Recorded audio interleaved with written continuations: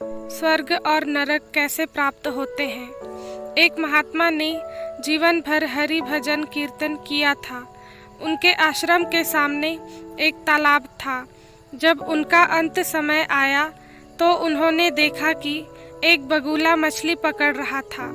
उन्होंने बगुले को उड़ा दिया। इधर उनका शरीर छूटा तो नरक में जाना पड़ा।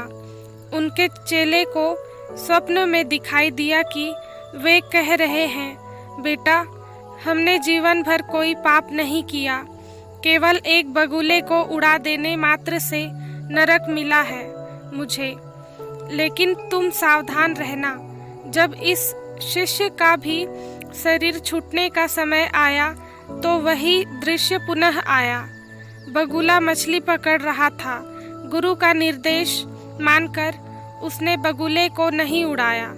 मरने पर वह भी नरक पहुंचा।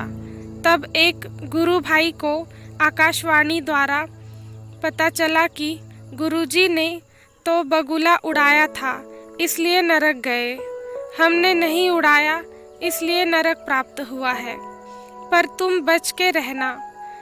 जब इन गुरु भाई की मरने की घड़ी आई तो संयोगवश पुनः बगुला मछली मारता दिखाई दिया।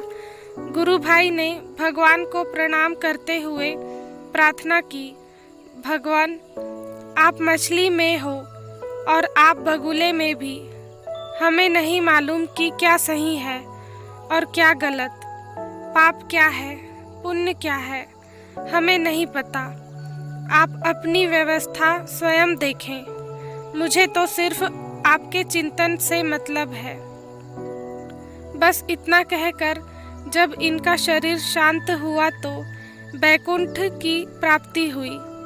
श्री नारद ने भगवान से पूछा, भगवान, अंततः वे नरक क्यों गए? महात्मा ने बगुला उड़ाकर कोई पाप तो नहीं किया।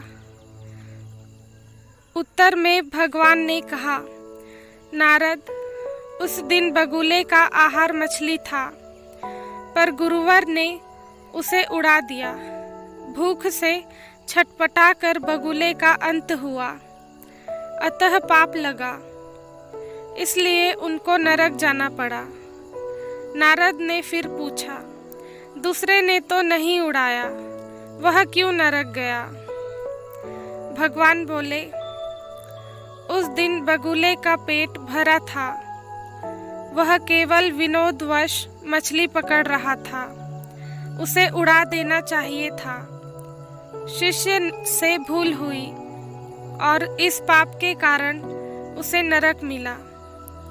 नारद जी ने पुनः पूछा, और तीसरा?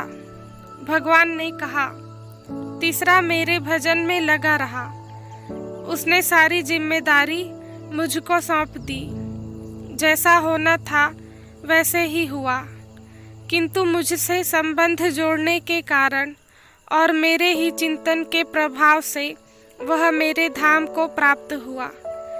सीख, अतः पाप पुण्य की चिंता में समय न गंवाकर जो निरंतर हरि चिंतन में लगा रहता है वह मेरे परम धाम को प्राप्त होता है।